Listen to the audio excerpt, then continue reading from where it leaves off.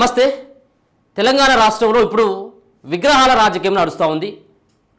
ముఖ్యంగా తెలంగాణ తల్లి విగ్రహం సంబంధించినటువంటి దాంట్లో అధికార పక్షమైనటువంటి కాంగ్రెస్ పార్టీ, ప్రతిపక్షమైనటువంటి బీఆర్ఎస్ పార్టీ, ఈ రెండు పార్టీల నేతల మధ్యలో ఒక మాటల యుద్ధం కొనసాగుతుంది. గతంలో ఉన్నటువంటి విగ్రహాల నమూనాను మార్చి మరి ముఖ్యమంత్రి రేవంత్ రెడ్డి కొత్త సెక్రటేరియట్లో ఈ విధమైనటువంటి విగ్రహాన్ని పెట్టడానికి మరి ఏంటి కారణం అన్నటువంటి ప్రశ్నలు కూడా ఉత్పన్నమవుతూ ఉన్నాయి. ముఖ్యంగా తెలంగాణ సమాజాన్ని, తెలంగాణలో ఉన్నటువంటి పేదల బ్రతుకుని మార్చాల్సినటువంటి ప్రభుత్వాలు కేవలం పేర్ల మార్పుకు మాత్రమే పరిమితమైపోతూ ఉంది. చూడడం జరిగింది. గతంలో చాలా వాళ్ళకు వాస్తు మంచిగా లేదనో, లేకపోతే వాళ్ళ గ్రహచారం మంచిగా లేదనో, వాళ్ళ గ్రహచారం మంచిగా లేదనో వాస్తు మార్పుల కోసం గతంలో ఉన్నటువంటి సెక్రటేరియట్ను కూలగొట్టినటువంటి ఘనత కల్వకుంట్ల చంద్రశేఖరరావుది.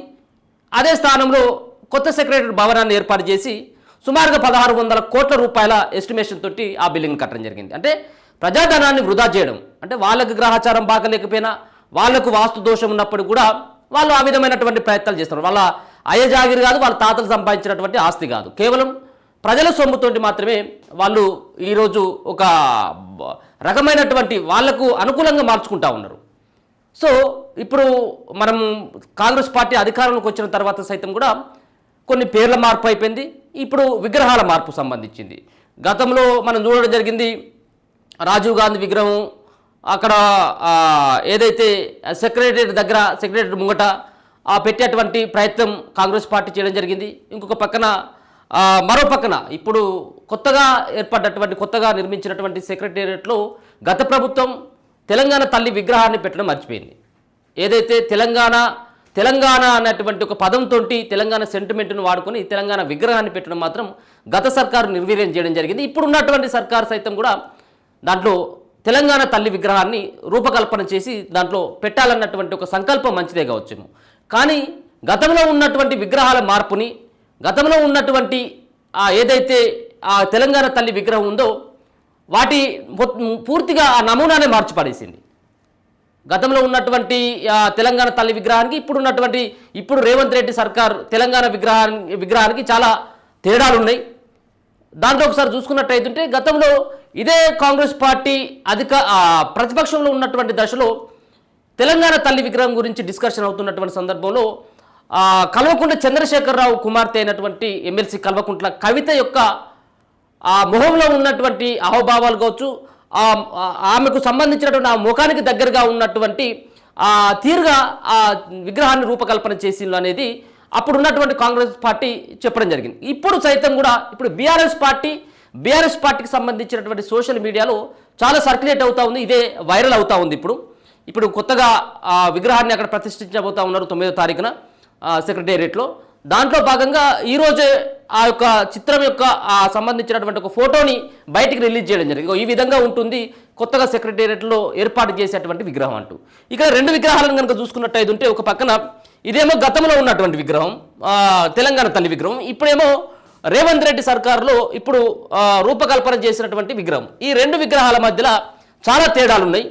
ఇక్కడేమో ఈ విగ్రహానికి బంగారు సంబంధించినటువంటి నాణ్యాలు కావచ్చు, ఇక్కడ ఉన్నటువంటి వడ్డానం కావచ్చు, మెడలో వేసుకున్నటువంటి హారం కావచ్చు, ఇటు బంగారం సంబంధించినటువంటి హారాలు కనబడతా ఉన్నాయి. తలపైన కిరీటం కనబడతా ఉంది. ఇక్కడేమో సింపుల్గా చిన్న బంగారు సంబంధించినటువంటి అది కనబడతా ఉంది. ఇక్కడ కూడా తల మీద విగ్రహం అయితే కనబడట్లేదు. తల మీద విగ్రహం అసలే కనబడట్లేదు. రెండవది ఇక్కడ మొక్కజొన్న సంబంధించినటువంటి ఆ కంకులు కావచ్చు, వరికి సంబంధించినటువంటి కంకులు ఇక్కడ కనబడతా ఉన్నాయి. ఇక్కడ ఈయన సైతం కూడా అదే ఉంది. ఇక్కడ తేడా ఏంటిదంటే ఇక్కడ ఏదైతే ఆ పల్లెటూరుకు సంబంధించినటువంటి ఆ నమూనాల్లో ఇప్పుడు ఉన్నటువంటి విగ్రహం ఏర్పడతాయి. ఇది ఏమో ఏదైతే ధనవంతుల ఇళ్లలో ఉన్నటువంటి మహిళలు ఎట్లా ఉంటారో ఆ విధంగా ఉంటుందనేది కూడా కాంగ్రెస్ పార్టీకి సంబంధించిన వాళ్ళు చెప్పడం జరిగింది. మరో పక్కన తెలంగాణలో అతిపెద్ద పండుగ అయినటువంటి బతుకమ్మ పండుగని, మరి బతుకమ్మ పండుగకి చిహ్నంగా చేతిలో ఒక బతుకమ్మ పట్టుకున్నట్టుగా గతంలో ఉండేది, ఇప్పుడు బతుకమ్మ కనబడట్లేదు. ఇందులో ప్రధానమైనటువంటి ఇంకొక అంశాన్ని తీసుకున్నట్టయితే ఉంటే ఇక్కడేమో బంగారు గాజులు కనబడతా ఉన్నాయి, ఇక్కడేమో మట్టి గాజులు కనబడతా ఉన్నాయి.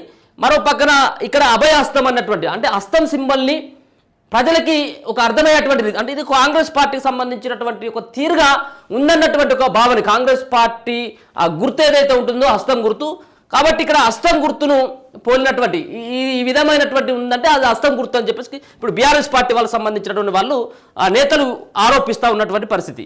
ఇక్కడ అటువంటి సంబంధించినటువంటి సింబల్స్ అయితే ఏమీ లేవు, కానీ ఈ విగ్రహానికి అలాగే కల్వకుంట్ల కవితకి ఆ మొహానికి దగ్గరగా ఉండేటువంటి పోలికలతోటి తన కూతురుని ఆ విగ్రహాలను చూసుకోవాలన్నటువంటి ఒక ఆలోచనతోటి కల్వకుంట్ల చంద్రశేఖరరావు గతంలో ఇటువంటి విగ్రహాన్ని రూపకల్పన చేసిండు అనేది పెద్ద వాదన ఉన్నది. అంటే ఆ ప్రభుత్వంలో ఉన్నప్పుడు వాళ్ళ బిడ్డకు సంబంధించినటువంటి పోలికలకు దగ్గరగా ఉండేటువంటి విగ్రహాన్ని చంద్రశేఖరరావు ఏర్పాటు చేస్తే, ఇప్పుడు ఉన్నటువంటి రాష్ట్ర ముఖ్యమంత్రి రేవంత్ రెడ్డి ఇగో వాళ్ళ కూతురికి మొహానికి దగ్గరగా ఉన్నటువంటి ఆ తీరుగా ఈ యొక్క విగ్రహాన్ని ఏర్పాటు చేసిండు అనేది బీఆర్ఎస్ పార్టీకి సంబంధించినటువంటి సోషల్ మీడియాలో సర్క్యులేట్ అవుతూ ఉన్నటువంటి ఈ చిత్రం కనబడతా ఉన్నది. అంటే ఒక పక్కన వాళ్ళ కూతురు అప్పుడు వాళ్ళ బీఆర్ఎస్ పార్టీ అధికారంలో ఉన్నప్పుడు కేసీఆర్ కూతురుకి పోలినటువంటి తీరుగా ఉంటే, ఇప్పుడేమో ఈ విగ్రహంలో రేవంత్ రెడ్డి వాళ్ళ కూతురు మొహాన్ని చూసుకుంటా ఉన్నాడు కాబట్టి ఈ విగ్రహాన్ని ఏర్పాటు చేసింది అనేది ప్రధానంగా బీఆర్ఎస్ పార్టీకి సంబంధించినటువంటి నేతలు ఆరోపిస్తూ ఉన్నారు. ఒక పక్కన ఈ వాదన ఇట్లా ఉంటే వాళ్ళ బిడ్డది కాదు వాళ్ళ సతీమణికి సంబంధించినటువంటి పోలికలు ఉండేటువంటి విధంగా ఈ విగ్రహాన్ని ఏర్పాటు చేసింది అనేది మరో పక్కన వాదన. దీన్ని ఏమనాలి ఇక్కడ?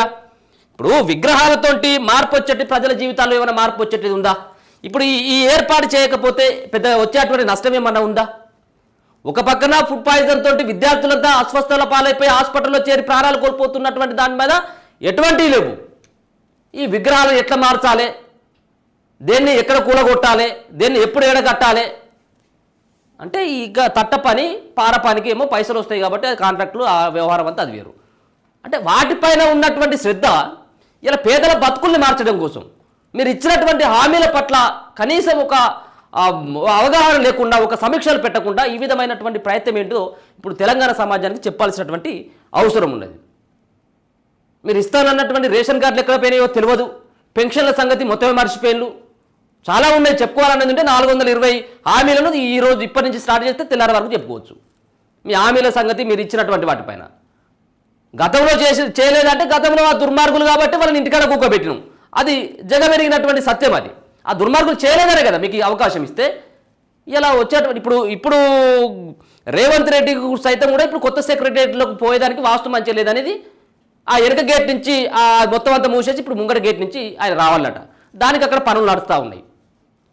గతంలో కేసీఆర్ అదే విధంగా ఉండేది, వాస్తు దోషాలని 3-4 సార్లు అది మార్చాడు. ఇప్పుడు కొత్త పాత సెక్రటరియట్ను కూలగొట్టి కొత్తది కడితే నీ కొడుకుకు రాజయోగం పట్టుకుంటుంది, నీ కొడుకు రేపు ముఖ్యమంత్రి అవుతాడు, 3వ ప్రభుత్వం అధికారంలోకి వస్తుందని చెప్పేసి ఎవడో ఒకడు సన్యాసి చెప్తే ఆ సన్యాసి మాటలు పట్టుకొని ఉన్నటువంటి మంచి భవనాన్ని కూలగొట్టి ఇప్పుడు 1600 కోట్ల రూపాయలు ప్రజాధనాన్ని వృధా చేసి అక్కడ అది కట్టిండు. ఇప్పుడు రేవంత్ రెడ్డి సైతం కూడా అదే ప్రయత్నాలు చేస్తూ ఉన్నాడు. ఇది సబాబు కాదు అనేది మా యొక్క భావన. సరే అన్ని సమస్యలు అయిపోయిన తర్వాత ఇంకేమైనా చేసుకుందాం కాదనట్లేదు, కానీ ఉన్న సమస్యలను పక్కదారి పట్టించి వాటిపైన కనీసం సమాలోచనలు లేకుండా వాటి పట్ల కనీసం సమీక్ష సమావేశాలు ఏర్పరచుకోకుండా ఈ విగ్రహాల పరిస్థితి ఏంటిది? మొన్ననే సంబంధించిన రచ్చరచ్చ చేసిండు విగ్రహాలను ఈ మార్చుడేంది ఇదేంది అనేది. ఇప్పుడు దీంతో కేవలం నువ్వెంత అంటే నేనెంత అన్నటువంటి తీరుగా మాట్లాడుకోవడం తప్పించి దీంతో ఒరిగేది తెలంగాణ సమాజానికి ఏమైనా ఉందా? ఎవరైనా ఈ విగ్రహాలను మార్చడం వల్ల ఏ ఒక్క పేదోని బతుకైనా మారేటువంటి అవకాశం ఉన్నదా? ఎవరి బతుకైనా ఒక్కరిది. ఈ విగ్రహాలకు పెట్టేటువంటి ఖర్చులు కావచ్చు, సెక్రటరీకి పెట్టేటువంటి గేట్ల ఖర్చు కావచ్చు, వీటిని అన్నిటి కనుక బేరేజ్ వేసుకుంటే ఈ ఖర్చులు ఈ సంబంధించిన వ్యవహారం అంతా చూసుకుంటే ఒక 100 పాఠశాలను బాగు చేయొచ్చు. ప్రభుత్వ పాఠశాలని సరైనటువంటి వైద్య సదుపాయాలు అందలేక చాలామంది పేదవాళ్ళు గవర్నమెంట్ హాస్పిటల్లో చచ్చిపోతూ ఉన్నారు. కనీసం దాంట్లో వేసుకున్నటువంటి జ్వరానికి వేసుకున్నటువంటి పారాసిటమాల్ కూడా దొరకట్లేదు. వాటి పట్ల దృష్టి సారించాల్సినటువంటి ప్రభుత్వాలు ఎలా విగ్రహాలు ఏంటిది, దేన్ని కూలగొడదాం, దేన్ని గడదాం, దేనికి రంగేద్దాం, ఎవరి ఆనవాళ్ళు మార్చేద్దాం. ఇప్పుడేమో రేవంత్ రెడ్డి వాళ్ళ ఆనవాళ్ళు మారుస్తూ ఉన్నాడు. ఎవరిది? గత సర్కార్ది. ఇప్పుడు మళ్ళీ వేరే సర్కార్ వస్తే మళ్ళీ ఈ సంబంధించినటువంటి విగ్రహాన్ని మళ్ళీ తొలగించి మళ్ళీ కొత్త విగ్రహం, కొత్త నమూనా. వీళ్ళ తాత జాగిరి కాదు, వీళ్ళ జేబులకు వెళ్ళి పైసలు ఖర్చు పెట్టేది కాదు. ప్రజాధనం, రాళ్ళ సొమ్ము రాళ్లపాలు, రాజుల సొమ్ము రాళ్లపాలు. ఈ తీరుగా ఇలా ప్రభుత్వాలు ప్రవర్తించేటువంటి తీరు కనపడుతుంది. ఇది నిజంగా కూడా ప్రభుత్వాలకు మంచిది కాదు. ఇది చాలా సిగ్గుసేటైనటువంటి అంశం. ఉండాలి కాదనట్లేదు, విగ్రహాలు ఉండాల్సిందే కాదనట్లేదు.